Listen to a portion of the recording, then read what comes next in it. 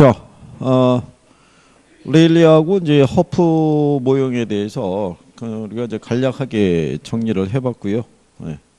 앞에 우리가 1교시 했었던 그 배보의 최소 비용 이론에 있을 때 수송비를 일단 제일 중시한다는 거, 원료 제한 지역과 시장 지역일 때 중량 감소 산업은 원료 산지, 그 다음에 중량 증가 산업은 시장 제한적인 입지를 선택하더라. 뭐 그런 내용 정도 인식하시면 되겠고요. 크리스탈레의 중심지론에서는 재화의 도달거리 내 최소 요구치가 존재했을 때 우리가 중심지가 유지가 될 수 있다. 뭐 이런 내용들에 대해서 기초적으로 정리하시면 되겠고, 레일리의 논리에서는 오히려 이론을 또 정리해 두시고, 그렇죠? 요게 한 번 정도는요, 계산 요건을 간단하게 이렇게 줄 수가 있을 거예요. 그 10문제 중에서 계산을 보편적으로 보면 한 반 정도는 쉽게는 주는데, 근데 그게 매년 똑같은 수치로 주는 게 아니라고요. 그러니까 매년 수치가 달라지기 때문에 그거를 그 단시간 내에 아마 하시기는 쉽지 않으실 거예요. 본인이 아실 거예요. 내가 계산이 된다 안 된다를. 그렇죠? 그러니까 계산에 부담이 있거나 계산하기가 내가 좀 힘들다 그러면 거기는 크게 집착하지 마시고 용어나 이런 것들을 간단하게 중요한 애들을 잘 정리하시는 게 확실하게 점수를 딸 수 있다. 뭐 이렇게 생각하시는 게 나을 거예요. 자, 거기 152페이지에 가시면 공간 균배 원리 하고요. 점포의 분류 이렇게 돼 있어요. 여기도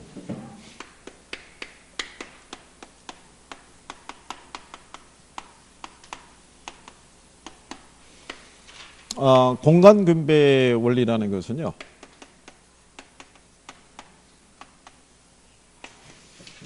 자, 공간상에 하나의 도시가 있다라고 가정할 때 중앙에 이제 도시의 중심이 있고요. X1이 있고 X2가 있는데 여기는 상권을 얘기를 해요. 그러니까 상권이라는 것은요. 고객이 존재하는 공간이다라고 얘기한 거죠.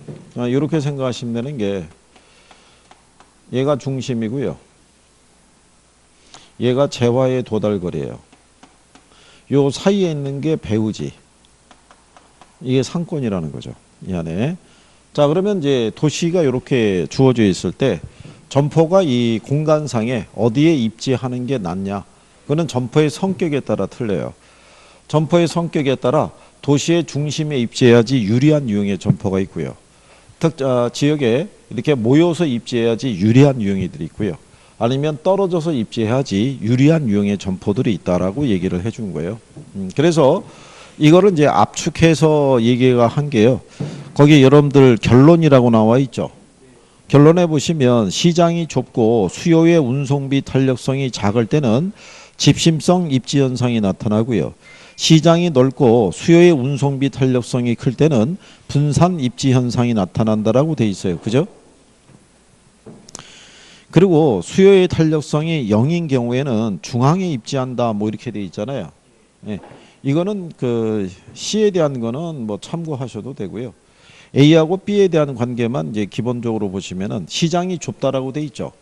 시장이 좁다는 얘기는 뭐냐면 고객의 숫자가 많지 않다는 얘기예요. 그런데 이 사람들은 소득이 높은 사람들이어 가지고 운송비 탄력성이 작다고 돼 있죠. 그러면 물건을 구매하러 갈 때 발생하는 교통비용의 부담을 느끼지 않는 고객들이란 얘기예요. 그러니까 이 사람들을 대상으로 영업을 할 때는 도시의 중심에 입지하는 게 유리하다라고 얘기하는 거예요. 근데 시장이 넓다라고 돼 있죠. 그러면 고객의 숫자가 많은 거예요. 많은데 이 사람들이 구매하고자 하는 상품들을 얻기 위해서 교통비의 부담을 안고서 구매하러 가는 거는 부담스러워하는 거예요. 그런 상품을 취급할 때는 무슨 입지하라는 얘기냐면 분산 입지하라 이런 얘기예요. 가령 예를 들어서 여기 남자분들 두 분 담배 드시는데 담배 하나 사기 위해 가지고 서대전역까지 가기는 부담스럽잖아요. 그렇죠?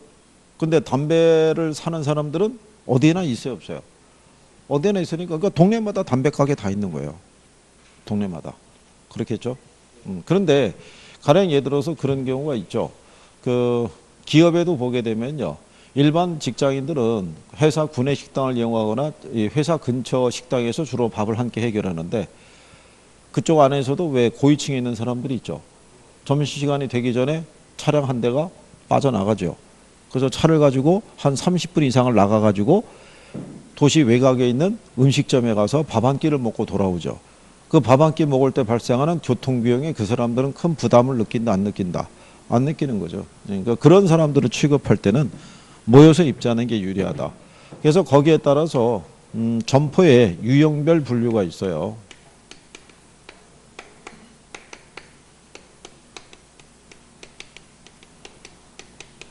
그래서 보면은 집심성 점포라는 게 있고요. 집재성 점포가 있고요. 산재성 점포가 있고 국부적 집중성 점포라고 있어요. 근데 이제 여기서 얘네 세 가지는요. 동종업종의 점포예요. 동종업종.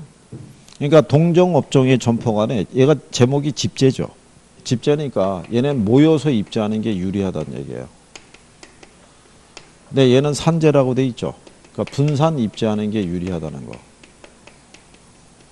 얘는 특정한 지역에 입지하는 게 유리하다 이런 얘기예요. 그죠? 그러면 여러분들이 거기 점포의 종류 보시면요. 자, 집재성서부터 뭐라고 해놨냐면 동업종의 점포, 동종업종의 점포, 동종업종 다 이렇게 해놨죠. 그렇잖아요. 그러니까 동일한 업종의 점포 간에 자, 집재성은 서로 한 곳에 모여 있어서 유리한 유형의 점포를 말한다고 돼 있죠. 그래서 금융기관 상사의 사무실 그다음에 관공서 있죠. 얘네 세 개를 묶는 거예요. 걔네 세 개는 이 생산자 서비스를 제공하는 업종들로요. 모여서 입지하는 게 대부분이에요. 우리나라도 저기 서울에 가게 되면요. 시청을 중심으로 대기업 본사들이 포진하고 있고요. 을지로 쪽으로 가게 되면 은행 본점들이 있고요. 그 다음에 시청이 있잖아요. 시청을 꼭지점으로 해서 그 주변에 모여 있는 거예요. 그러면 기업들에서는 자, 사업을 하기 위해서는 각종 인허가를 받아야 되잖아요. 그러니까 관공서랑 가깝게 있어야 돼요. 거기다가 자금의 조달과 운영이 용이해야 되니까 금융기관하고도 또 가깝게 있는 게 유리한 거예요. 그래서 이렇게 모여서 입지하는 게 유리한 거고요. 일반 상품 같은 경우는 거기 보시면은 서점, 가구점 이렇게 돼 있는데 가구점이라든가 의류점 있죠. 주로 비교 구매하는 애들이 있죠. 네, 그런 애들은 모여서 입지하는 게 유리해요. 그래야지 고객을 많이 흡인할 수 있는 거예요. 여러분들이 왜 로데오 거리라고 얘기하고 가구공단 뭐 이렇게 얘기하죠. 의류라는 것은 내가 쉽게 구매하는 게 아니라 여러 가지의 스타일과 뭐 디자인, 색상 이런 거 다 비교해서 내가 제일 마음에 드는 거를 선택할 수 있어야 돼요. 그러면은 비슷한 유형의 점포가 어떻게 돼요? 많이 입지하고 있어야 돼요. 그래서 모여서 입지하는 게 오히려 고객을 흡인하기에 편리하다는 얘기예요. 그래서 제목이 뭐예요? 집재예요, 집재. 근데 여러분들 아시다시피 산재성 있죠. 자, 세탁소라든가 목욕탕이라든가 이발소라든가 잡화점이라 이런 애들이 있죠. 자, 이런 애들은 평상시에 우리가 소비는 하는데 그렇다고 해서 매일같이 소비하지는 않아요. 우리가 이발소를 매일같이 가지 않고 목욕탕을 매일같이 가지 않고 그런 거잖아요. 그러니까 얘네들은 동네마다 한두 개씩 있다고 생각하시면 돼요. 얘네들이 만약에 한 장소에 10개가 이상의 점포가 모여 있으면 장사가 된다 안 된다? 안 된다는 얘기죠. 그러니까 얘네들은 곳곳에 고객들이 존재하니까 이렇게 떨어져서 일정한 거리를 두고 분산해서 입지하는 게 유리하다라고 얘기를 하는 거예요. 그래서 여러분들이 아시다시피 요즘 왜 편의점들이 있잖아요. 예, 편의점이나 예전에 우리나라의 저기 주유소 같은 경우는 거리 제한이 있었어요. 주유소는 반경 2km 안에는 새로운 주유소가 못 들어서겠다고요. 그리고 예전에는 이 신용카드가 잘 안 쓰던 시절에는 현금 장사고 그래서 주유소 사업이 꽤 괜찮았었는데 지금은 뭐 길을 마주보고도 주유소가 있고 막 그렇잖아요. 그러니까 예전만 못한 거죠. 편의점도 마찬가지잖아요. 요즘 뭐 한 50m인가 얼마 뭐 이게 거리 제한 뭐 이게 두기로 했다 그러는데 편의점들이 뭐 과당 뭐 출혈 경쟁이죠. 여기만 하더라도 이 주변에 편의점이 몇 개나 있겠어요. 문제가 많아요. 또 심지어는 같은 브랜드인데도 약간의 블록이 좀 틀리다 그래서 같은 브랜드의 편의점이 들을 수 있고 그렇게 돼 있죠. 그러니까 그런 애들은 너무 많이 모여 있으면 안 좋아요. 떨어져 있어야 되는 거죠. 기능도 비슷한데. 그 다음에 국보적 집중성 점포 있죠. 이거 만약에 생각해 보세요. 제가 이번에 강남에다가 농기구점을 하나 오픈했어요. 장사가 잘 되겠어요? 안 되겠어요? 안 될 거 아니에요. 아니 그러면 농기구점을 오픈하려고 그러면 어디로 가야 돼요? 그러니까 농사 짓는 쪽으로 가야 되겠죠. 그렇잖아요. 예, 그래서 농촌 지역에 읍내 같은 데 가서 내가 점포를 열어야지만 매출이 발생하겠죠. 예, 그래서 그런 거 얘기하는 거예요. 그러면 집심성이라고 돼 있죠. 이거는 이제 도심에 입지하는 게 유리하다는 얘기예요. 그래서 대표적인 게 뭐 얘기하냐면 백화점, 도매상 이런 거 얘기하는 거예요. 그럼 왜 백화점들은 도심에 입지해야 되냐면요. 예전에 그 서울 있죠. 서울시 가게 되면은 명동에만 백화점이 있었어요. 80년대. 80년대는요. 우리나라 1인당 국민소득이 1000불을 조금 넘는 수준이었어요. 지금 우리나라 국민소득이 한 3만 불 시대라고 얘기하죠. 예, 근데 그 3만 불이라는 거는 전체 경제 주체가 벌어들인 소득을 우리나라 전체 인구로 나눠서 계산한 거예요. 그러니까 가게 입장에서 보면은 우리가 체감하는 거는 3만 불이라고 인식을 못 해요. 3만 불이면은 연봉이 평균적으로 3천 이상이 된다는 얘기거든요. 근데 우리나라 국민들의 평균적인 연봉이 3천만 원 이상이 되냐면 그렇지는 못하다고요. 그러니까 그 3만 불이라는 것이 나타났을 때 가계가 기여한 부분은 한 60% 수준밖에 안 돼요. 그럼 3만에 60%면 얼마겠어요? 한 18,000불 정도 되는 거예요. 나머지는 기업하고 정부가 벌어들인 소득도 있는 거예요. 그게. 그렇기 때문에 체감하는 거하고 발표하는 수치하고의 차이점은 있다라고 이렇게 생각하시면 되겠고요. 물론 선진국에서는 가계가 차지하는 비중이 조금 더 커요. 한 70%? 예, 그러면 걔네들가 만약에 3만 불이라고 그러면 거의 한 2만 불이 넘는 수준. 뭐 이렇게 가는데, 그러니까 옛날에는 소득이 낮았어요. 그러니까 무슨 얘기냐면 자기 집에서 백화점까지 교통비용을 지불하고 가서 물건을 구매하러 가는 경우는 극히 드문 케이스예요. 그러면 여기까지 교통비용을 지불하고도 물건을 구매하러 갈 수 있는 사람은 도시 곳곳에 소수에 지나지 않는다는 얘기죠. 그러니까 이 사람들을 보고 지점을 만들 수는 없었던 거예요. 그러니까는 그 당시에 서울시의 모든 노선은 다 명동을 관통하도록 돼 있어요. 그러니까 여기에 모여서 곳곳에 흩어져 있는 고객을 여기서 흡인해야지만 일정한 매출이 발생할 수 있다 이런 얘기예요. 그래서 백화점 같은 애들은 어디에? 도시의 중심에 입지해야지 유리하다라고 얘기하는 거예요. 그러니까 그렇게 구별하시면 될 거고요. 그 다음에 그 상품의 종류에 따른 상점의 분류라고 나와 있죠. 예. 그래서 전문품이 있고 선매품이 있고 편의품이 있잖아요. 그죠? 거기 편의품을 보면 컨비니언스 굿이라고 돼 있죠. 우리 여기 주변에 있는 편의점이 컨비니언스 스토어예요. 그러니까 이런 편의품점이라는 게 결국은 편의점 생각하시면 되는 거예요. 그러니까 일상에 우리 필수품 파는 애들이잖아요. 그 다음에 그 위에 있는 선매품이라고 돼 있죠. 얘는 쇼핑굿이라고 돼 있죠. 얘는 비교 구매하는 거예요. 여자분들이 아이 쇼핑한다고 그러죠. 그러니까 눈으로 비교하잖아요. 옷이나 이런 것들을. 그러니까 그런 애들 얘기하고요. 전문품이라고 그래갖고요. 스페셜리 굿이라고 얘기하는데 소위 얘기한 대로 브랜드점이라고 보시면 돼요. 그러니까 자기에게 원하는 물품을 사기 위해서는 시간과 어떤 비용이 있죠. 네, 이런 것을 크게 구애받지 않는 거예요. 심지어는 왜 우리나라에서 현지로 날아가서 명품 사면은 비행기 값은 빠지고도 남는다 그래서 나가는 사람들이 있어요, 없어요? 있죠. 그러니까 일반인들은 그렇게 지출하기가 어렵죠. 비행기 값 몇백만 원을 들여서 날아가 가지고 명품을 구매를 하는 과정에서 비행기 값을 뺀다는 얘기는 구매 액수가 상당히 커야지만 가능하잖아요. 그렇죠? 예, 그러니까 뭐 그런 경우라고 생각하시면 돼요. 그 다음에 거기 153페이지 중간에 참고해 보면 상권 획정 방법이라고 있죠. 예, 거기 보면 공간 독점법, 시장 침투법, 그 다음에 분산시장 접근법 이렇게 돼 있죠. 여러분 시험에는 분산시장 접근법이 지문으로 한번 쓴 거예요. 지문으로. 근데 제목이 따로 나오는 거예요. 공간 독점법이라고 돼 있죠. 거리 제한을 두는 업종이나 면허가 필요한 업종들은 지역 독점력이 행사가 된다라고 돼 있죠. 아까 제가 왜 주유소 예를 들어드렸죠. 예전에 반경 2km 범위 내에는 다른 주유소가 못 들어선다고 돼 있잖아요. 그 2km 공간은 특정한 주유소가 그 공간을 지배할 거 아니에요. 네, 그런 식으로 구별하는 게 공간 독점법이고요. 시장 침투법이 있죠. 이게 일반적으로 가장 많이 쓰는 거예요. 그래서 상권에 뭐를 인정을 하는 거예요? 중첩을 인정을 하는 거예요. 중첩을. 지금 이 도시에 보게 되면 백화점이 S백화점만 있나요? L백화점 있나요? 자, 규모가 비슷해야 돼요. 그러니까 예를 들어서 S백화점하고 L백화점이 있으면 어느 게 먼저 생겼어요? 이게 아니, 그러니까 만약에 생각하시면 이런 얘기죠. 얘가 먼저 있었으면 얘는 이 도시 전체가 자기들의 상권이라고 점을 정했을 거예요. 근데 나중에 누가 들어서면 L이 들어서게 되면 이렇게 상권이 어떻게 돼요? 중첩이 되는 거죠. 그럼 중첩이 될 수밖에 없는 이유가 뭐냐면 백화점이 하나 들어서려고 그러면 고객 인구가 50만 이상은 돼야 돼요. 그래야지만 얘네가 하루 매출이 한 6, 7억 정도가 발생을 해요. 그게 그러니까는 상권이 이렇게 어떻게 돼요? 중첩이 될 수밖에 없죠. 구멍가게도 마찬가지예요. 편의점도 마찬가지고 기존에 편의점이 있는데 주변에 편의점이 하나 또 들어서죠. 그럼 상권은 계속 뭐 될 수밖에 없어요. 중첩이 될 수밖에 없는 거예요. 이렇게 겹치는 부분이. 그래서 그렇게 해서 구별하는 게 시장 침투법이다라고 이렇게 생각하시면 되고요. 분산시장 접근법은요. 전문화된 상품으로서 특정 수요 계층을 대상으로 하는 경우에 적합한 방법이다라고 돼 있죠. 지금은 또 많이 달라졌는데 한 10몇 년 전만 하더라도요.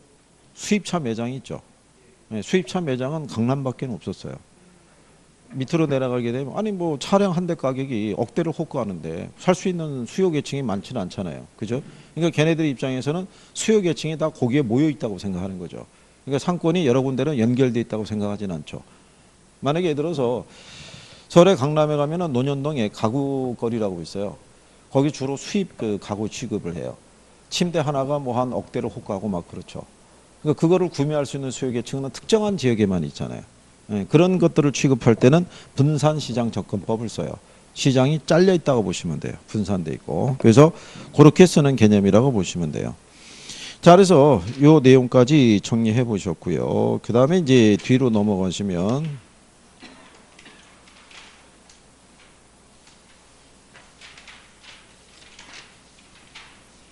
그래서 여러분들 나중에 그 중간에 있는 거 보면요. 대부분 이 계산 문제가 많이 들어가 있어요. 레일리 허프. 나중에 우리가 이제 연습하시면 되니까. 자, 그 다음에 163페이지에 가면 지대론이라고 있어요.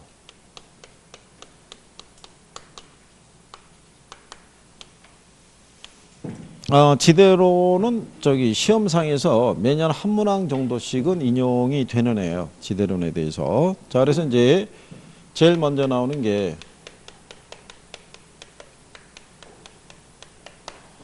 지대 및 지가에 대한 거를 우리가 이제 정리해 보시게 되면요. 자, 여기 있는 요 지대라고 돼 있을 때요.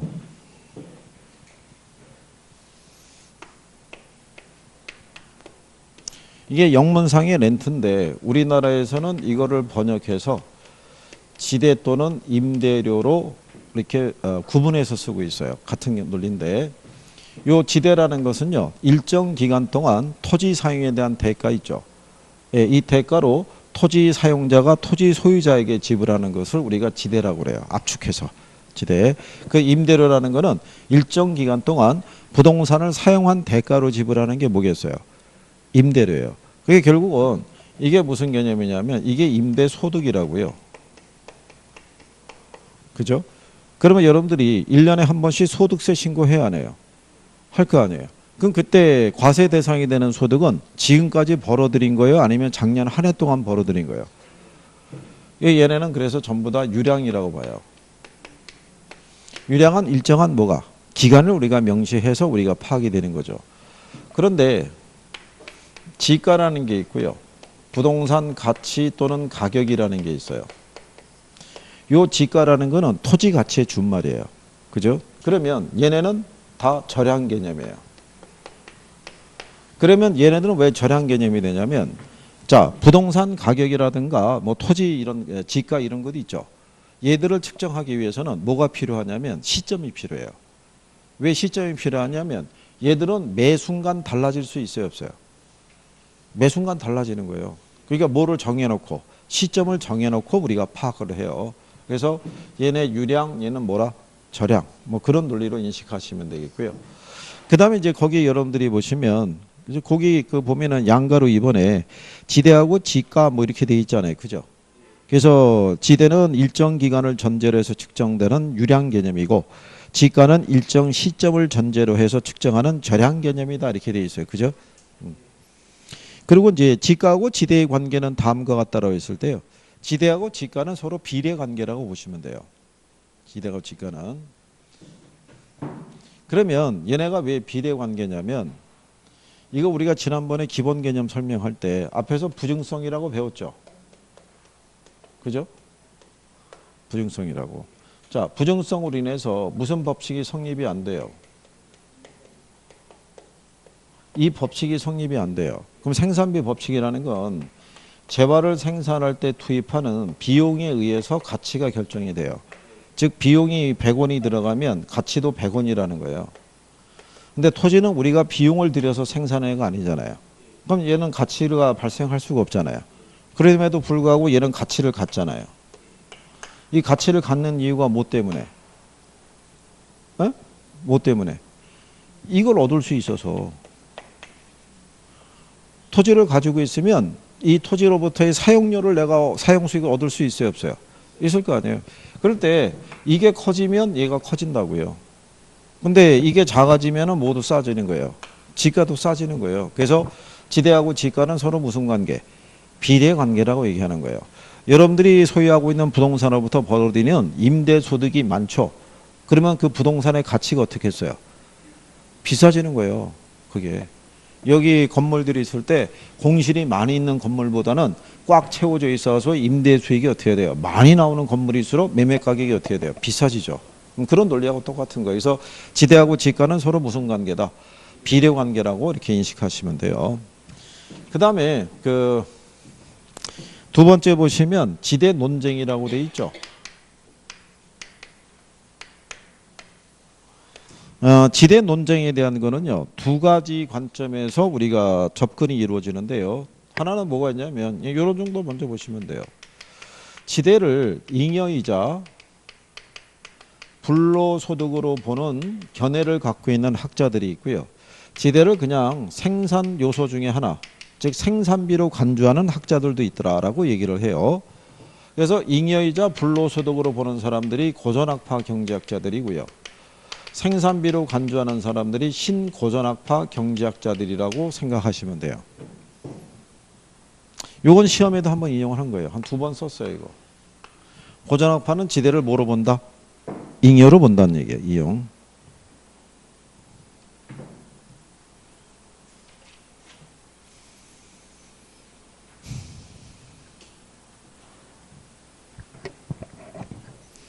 그래서 여기서의 관점은 크게 두 가지예요. 잉여이냐 아니냐 이거 하나 하고요. 그 다음에 그 밑에 박스 있죠. 고전학파하고 신고전학파라고 박스 돼 있을 때요. 거기 보면은 자 하나 둘 셋 네 번째 칸에 지대의 성격이 잉여와 비용으로 나눠져 있고요. 그 다음에 생산물 가격과의 관계라고 돼 있죠. 예, 그거 두 가지가 이제 대표적인 논쟁이라고 보시면 돼요. 그래서 지대라는 거는 생산물 가격에 의해서 영향을 받은 것이다. 또는 신고전학파 입장에서는 생산물 가격에 영향을 주는 비용이다. 이게 주장이 있는데 그건 좀 이따 설명해 드리고 여기 논리를 본다면 이런 거예요. 고전학파 경제학자들은 지대를 잉여이자 뭐로 보냐면 불로소득으로 간주한다는 거는 고전학파 경제학자들은요. 토지는 뭐로 인식하는 거예요? 자연물이고 인간에 의해서 만들어진 재화가 아니라고 보는 거예요. 자, 그럴 때 우리가 알고 있는 생산 요소 아시죠? 생산의 3요소 하면 뭐 있어요? 토지 있고 노동이 있고 그 다음에 뭐 있어요? 자본이 있잖아요. 그러면 토지 사용에 대한 대가로 주는 게 지대죠. 노동에 대한 대가로 주는 게 임금이죠. 자본에 대한 대가로 주는 게 뭐예요? 이자 아니에요. 그럼 여러분들 생각할 때 자, 노동자들이 임금을 얻기 위해서는 가만히 집에 있는다고 임금을 주는 건 아니죠. 뭐를 제공을 해야 돼요? 노동력을 제공을 해야 돼요. 그래야지 임금을 수취할 수 있어요. 자, 자본가가 이자 수익을 수취하기 위해서는 가만히 집에 있는다고 이자를 얻을 수 있는 건 아니죠. 가지고 있는 재산을 운영을 해야지만 거기에 따른 결과로 뭐를 얻을 수 있는 거예요? 이자를.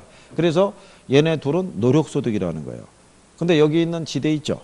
이거는 토지 소유자가 어떤 노력을 한다고 해서 저게 얻어지는 게 아니라 단순히 소유하고 있다는 사실만으로도 이거를 얻어갈 수 있는 거예요.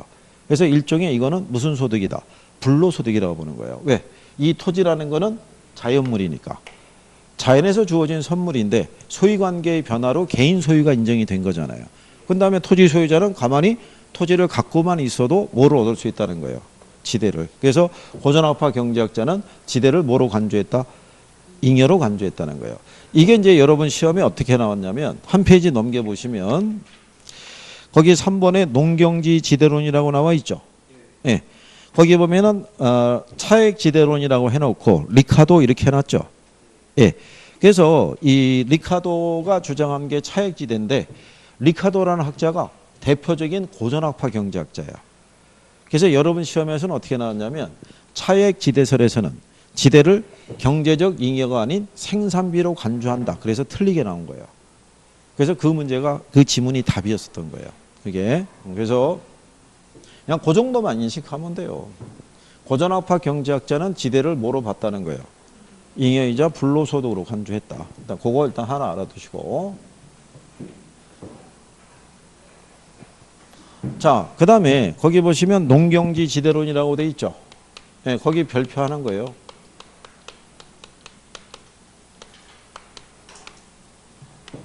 자, 농경지 지대론에 가면요. 제일 먼저 나오는 게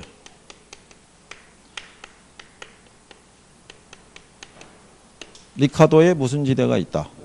차액 지대가 있어요. 자, 요 차액 지대를 가면요. 제일 먼저 알아야 될 게 요거예요.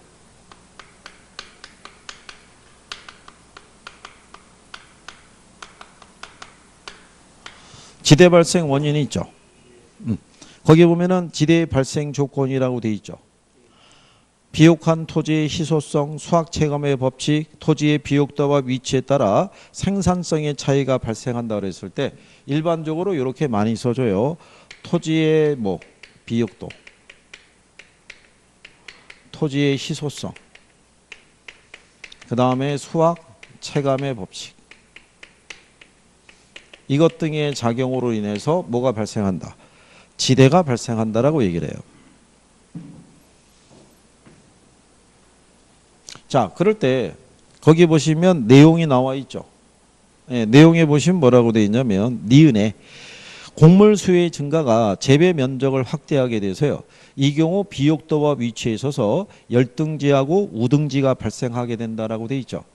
그렇죠? 예. 그러면 당연히 생산성의 차이가 발생할 수 있어요, 없어요? 있을 거 아니에요. 그 차이에서 발생하는 그 차액이 지대가 된다는 거예요. 그러니까 뭐가 설명해 주는 거냐면 제목이 설명하는 거예요. 그러면 이제 고관계에서 여러분들이 보시면 이 사람이 얘기하는 지대라는 것은요.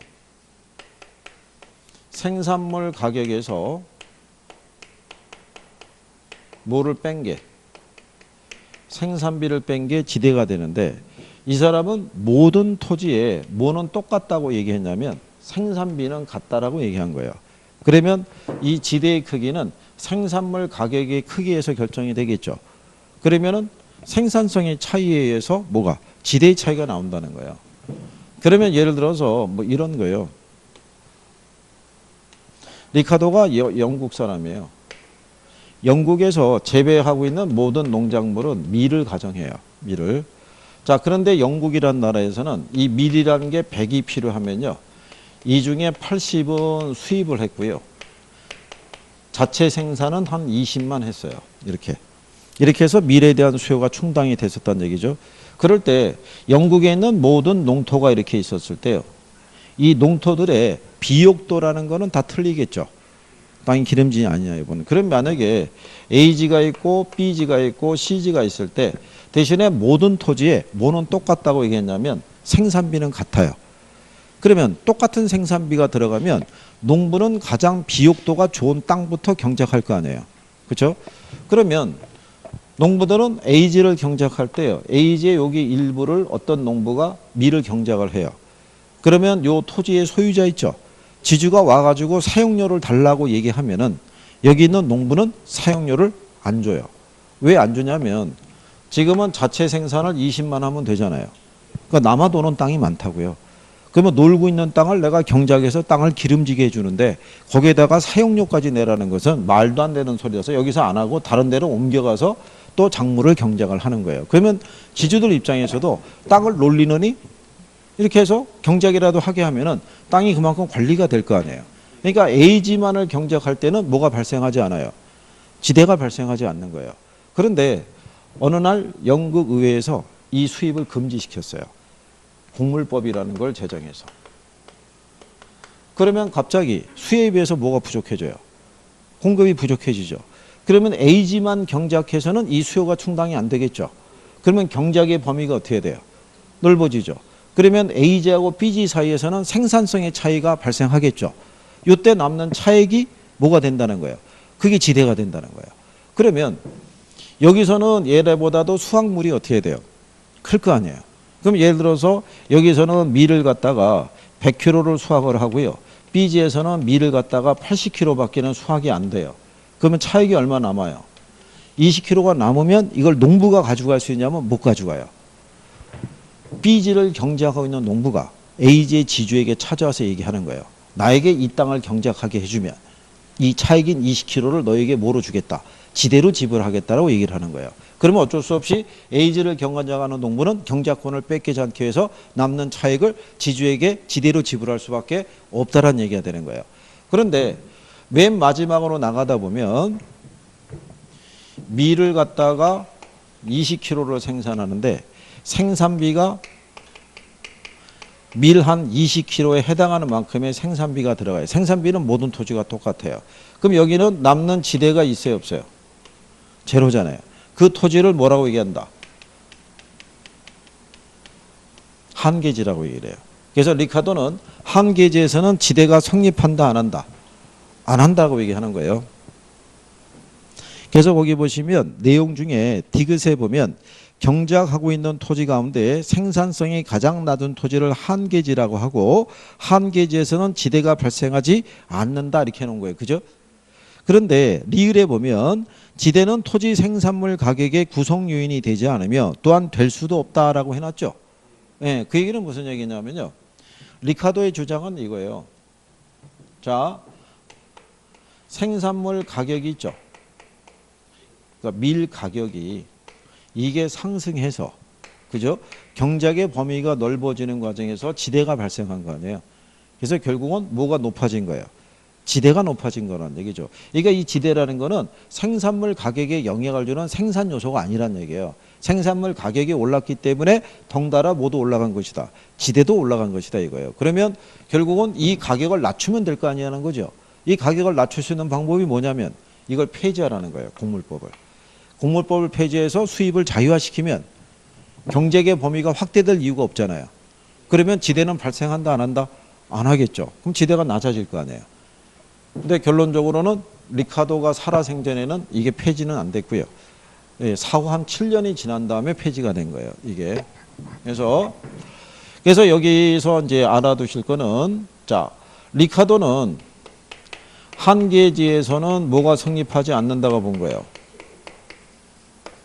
이걸 가끔씩 뒤집어서 쓰기도 하니까 기억은 해줘야 돼요. 그 다음에 이제 두 번째가 튀넨의 무슨 지대라고 그래요?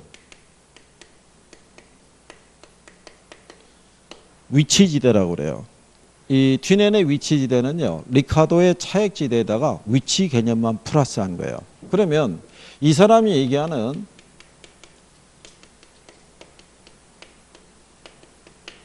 지대 발생 원인이 있죠.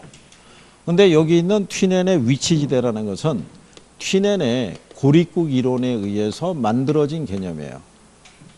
위치지대라는 게. 자, 그러면 뭐 이런 내용이죠. 평야에 가상국가인 고립국이 있어요. 이 고립국 안에는 중앙에 단 하나의 소비도시가 존재해요. 이 고립국 안에서 생산되는 모든 생산물은 이 소비도시에서만 거래가 이루어지는 거예요. 그랬을 때 이 소비도시로부터 거리가 멀어지면은 뭐가 많이 발생하겠어요? 교통비가.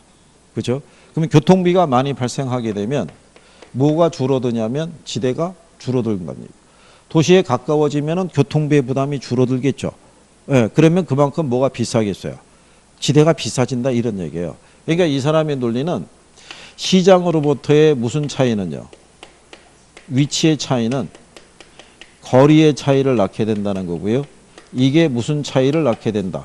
이게 지대의 차이를 낳게 된다는 거예요. 그래서 이 사람이 얘기하는 지대라는 것은요.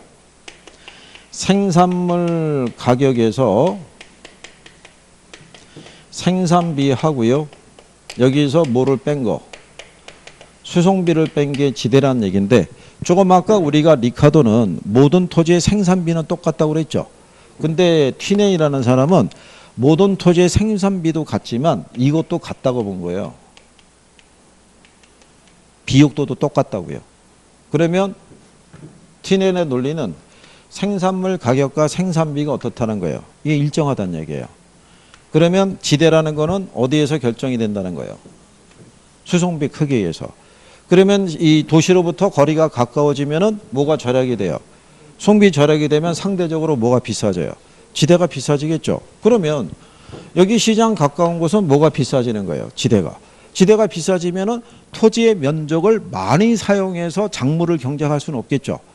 그러니까 좁은 면적의 토지를 경작을 해서 높은 부가가치를 창출할 수 있는 작물을 재배해야 된다는 거예요. 즉 비싼 땅에서는 비싼 작물을 경작하라 이거예요. 그래서 이 사람이 제시한 게 원예 농업이에요. 꽃 아시죠? 예. 그러니까 꽃이라는 것은 좁은 면적에서도요 부가가치가 높은 거예요. 유럽 사람들은 꽃이라는 게 거의 생활화돼 있다고 봐야겠죠. 장식 뭐 이런 것들을 많이 쓰니까 그 신선도가 필요하니까 시장에서 가까운 곳에 있어야겠죠. 그렇잖아요. 그리고 두 번째 제시한 게 뭐를 제시했냐면 임업을 제시했어요. 임업이라는 건 목재 있죠. 목재는 무게하고 부피가 크고 무겁잖아요. 그런데 이 고립 구간에는 주요 운송수단이 우마차였어요. 그러니까는 목재를 가지고 여기에 실어가지고 외곽에서부터 들어올 때는 시간이 너무 많이 걸리는 거예요. 그래서 여기 가깝게 있었고요. 이렇게 해서 외곽으로 나감에 따라 맨 마지막에는 목축업을 제시했어요. 목축업은 양이나 소이죠. 그럼 얘들은 자체가 운송수단이니까 운송비에는 큰 부담을 느끼지 않지만 양이나 소유를 사육하기 위해서는 넓은 면적의 토지가 필요한 거예요. 그렇죠? 그래서 이 사람의 논리는 시장에 가까울수록 집약적인 농업이, 외곽으로 가면은 조방적인 농업이 이루어진다라고 주장한 건데 이게 현대 도시에도 그대로 적용할 수 있는 이론이에요. 그래서 여기를 이렇게 돌리면 뭐가 나오겠어요? 링이 나오는 거예요. 그래서 이게 나중에 버제스의 동심원 이론 있죠. 알론소의 입찰지대 이론 등에 이게 이제 영향을 준 논리가 돼요. 그래서 이 고립국 이론의 기초에서 이 지대 개념이 성립한 거예요. 그러니까 시장으로부터 무슨 차이가? 위치의 차이가 거리의 차이를 낳게 되니까 거기에 따라 무슨 차이가 나타나는 거예요? 지대의 차이가 나죠. 왜? 시장부터 거리가 멀어지면은 뭐가 많이 들어가요? 수송비가. 그러면 지대가 어떻게 해야 돼요? 싸질 거 아니에요. 근데 반대로 가까워지면 수송비가 절약이 되면 그게 지대가 될 거 아니에요. 그죠? 그래서 튀넨의 위치지대 개념에서는 그거를 얘기를 하는 거예요. 그래서 거기 보시면 위치지대설의 동그라미 1번에 보면 이렇게 되어 있죠. 튀넨의 고립국 이론에서 도시로부터의 거리에 따라 수송비의 차이가 나타나고 이런 수송비의 차이가 지대의 차이를 가져오고 지대의 차이에 따라 농작물의 재배 형태가 달라진다라고 주장을 한 거예요. 이게 리카도하고 가장 차이점이 그거예요. 그러니까 리카도는 위치에 대한 문제는 다루질 않았는데요. 튀넨은 그 위치 문제를 중시했다라고 생각을 하시면 될 거예요. 무슨 논리인지 아시겠나요? 그 다음에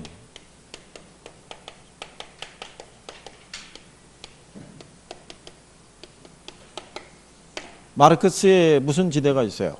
절대 지대가 있어요. 얘도 뭐가 설명하는 거예요? 제목이 설명하는 거예요. 얘도 제목이 설명하잖아요. 뭐 위치, 그죠? 그러면 마르크스의 지대 논리에서 지대 발생 원인이 있죠. 네. 지대 발생 원인은 뭐에서 유발이 된 거라고 봤냐면요. 이거는 제도에서 발생하는 거예요. 제도 자체에서. 마르크스라는 사람이 대표적인 공산주의 사상가라는 건 알고 계시죠?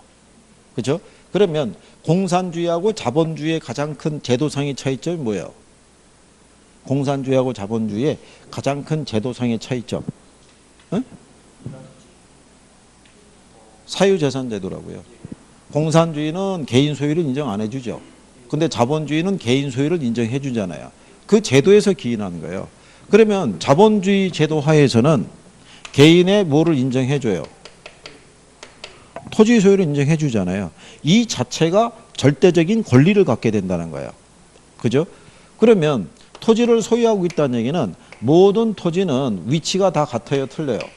위치가 틀리잖아요. 그러니까 특정한 위치를 소유하고 있다는 얘기는 이 토지에 대한 독점적인 권리를 갖게 되는 거예요. 그러면 이 토지의 위치라든가 비옥도가 좋든 안 좋든지 간에 이 토지 소유자는 지대를 정당화할 수 있다는 거예요. 그러니까 한마디로 얘기하면 남의 땅을 사용하면 사용료 내야 될 거 아니냐 이런 얘기예요. 무슨 말인지 아시겠나요? 그러면 마르크스 같은 사람은 한 계지에서도 뭐가 성립한다는 얘기예요. 지대가 성립하는 거예요. 한 계지에서도 지대가 성립하고 한 계지 안쪽이 있죠. 안쪽에서 지대가 성립해야 안 해요? 성립하는 거예요. 한 계지 바깥에서도 지대가 성립하는 거예요. 무슨 말인지 아시겠나요? 아까 얘기한 차액지대는 한 계지 안쪽에서만 성립한다고요. 그러니까 절대지대라는 거는 차액지대를 초과하는 부분이라고 보시면 돼요. 그죠? 이게 나오는 거예요. 시험상에서 마르크스의 절대지대설에서는 한 계지에서는 지대가 성립하지 않는다 그러면 틀리는 거예요. 무슨 말인지 하시겠어요? 한 계지가 됐든 바깥이 됐든 간에 뭐가 성립한다? 지대가 성립해요. 그러면 여러분들이 한번 이렇게 생각해 보세요. 자, 아까 우리가 그 리카도의 차액지대를 보게 되면요. 생산물 가격이 있죠. 예, 밀 한 20kg 팔아가지고 20만 원 벌어갖고 생산비가 20만 원 들어가요. 그러면 남는 지대가 있어요, 없어요? 없잖아요. 여기가 뭐예요? 한 계지잖아요. 그런데 마르크스는 이 한 계지에도 뭐를 요구할 수 있다는 거예요? 지대를. 그런데 제로인데도 불구하고 야 10만 원 내 이렇게 나가는 거 아니에요. 그러면 농부의 입장에서는 굶어 죽을 수는 없잖아요. 이거 주고 나면 가뜩이나 남는 것도 없는데 그럼 어떻게 하겠어요? 올려야죠. 생산물의 가격을. 그래서 신고전학파의 논리는 뭐가 상승해서 지대가 상승해서 생산물 가격이 상승한 것이다 이런 얘기예요. 그래서 결국은 지대라는 것은 생산물 가격에 영향을 주는 생산 요소 중에 하나다라고 주장을 하는 거예요. 무슨 말인지 아시겠나요? 그거예요. 지대 논쟁에서. 아까 우리가 왜 박스에서 제가 그 두 가지 있다고 얘기했었죠? 네, 앞에 박스에서 그 중에 하나가 이거다라고 이렇게 정리하시면 되는 거예요. 여기까지가 이게 이제 농경지 지대론에 대한 거고요. 그 다음에 이제 165페이지 가면은 4번에 입찰지대론이라고 있죠. 예, 여기서부터 이제 현대적 지대이론에 대해서 이제 설명하고 있는 거예요. 그래서 잠깐 쉬었다가 또 하시죠. 이거 나중에 이거 복잡한 거 잘 안